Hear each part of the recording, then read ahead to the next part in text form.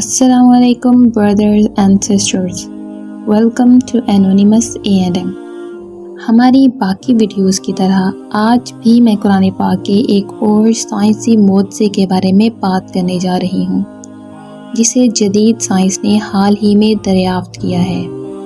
لیکن اس سے پہلے کہ ہم شروع کریں میں آپ کو کچھ بیک گراؤنڈ انفارمیشن دینا چاہتی ہوں۔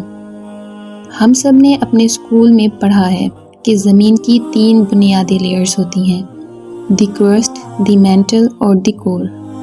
زمین کی لیئر جس پر ہم رہتے ہیں ایک ٹھوس خول کی طرح ہے اور اس کی موٹائی 5 سے 30 کلومیٹر ہے۔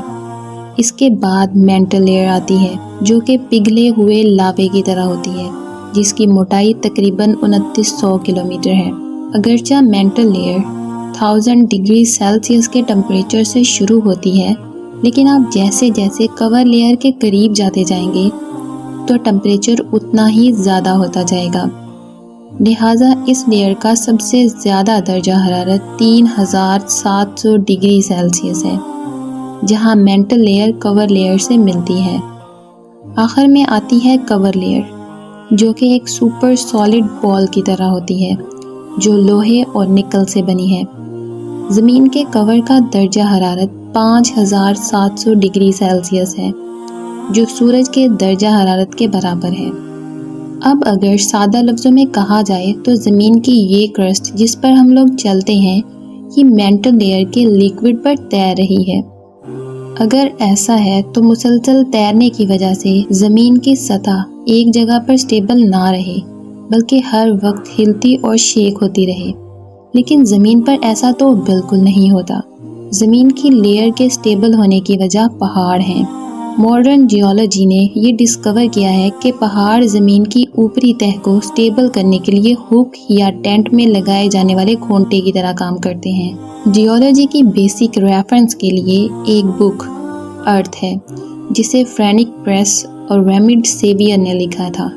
مسٹر فرینک پریس 12 سال تک امریکہ میں اکیڈمی آف سائنسز کے صدر رہے اور وہ سابق امریکی صدر جمی کارٹر کے سائنس ایڈوائزر بھی رہے۔ فرینک پریس کے مطابق پہاڑ زمین کی کرسٹ کو سٹیبل کرنے میں اہم کردار ادا کرتے ہیں۔ اب آئیے دیکھتے ہیں کہ قرآن اس واقعے کے بارے میں سورۃ انبیاء میں کیا کہتا ہے۔ اور ہم نے زمین پر پہاڑ گاڑ دیے ہیں تاکہ وہ ان سے نہ ہلے اور اس میں کشادہ راستے بنائے تاکہ وہ اپنا راستہ تلاش کریں۔ سورۃ انبیاء آیت نمبر 31۔ قرآن نے سورہ نحل میں یہ بھی کہا ہے کہ اس نے زمین میں پہاڑ گاڑ دیے تو وہ نہ تمہارے ساتھ نہ دریاؤں اور نہ ہی راستوں کے ساتھ ہلے گی تاکہ تم اپنا راستہ تلاش کرو۔ سورۃ نحل آیت نمبر 15۔ قرآن اسی طرح کے پیغامات سورۃ غاشیہ، سورۃ لقمان اور سورۃ نبا میں دیتا ہے۔ اب میرا سوال یہ ہے کہ قرآن 1400 سال پہلے حال ہی میں دریافت ہونے والی اس حقیقت کا ذکر کیسے کر سکتا ہے، کیونکہ قرآنی تفصیل ماڈرن جیولوجی سے پوری طرح میل کھاتی ہے۔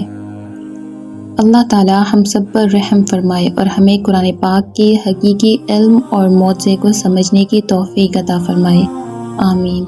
ویل تو پیئرز آج کے لیے صرف اتنا ہی، پھر ملاقات ہوگی نیکسٹ ویڈیو میں۔ تب تک کے لیے اپنا خیال رکھیں، دعاؤں میں یاد رکھیں۔ اللہ حافظ۔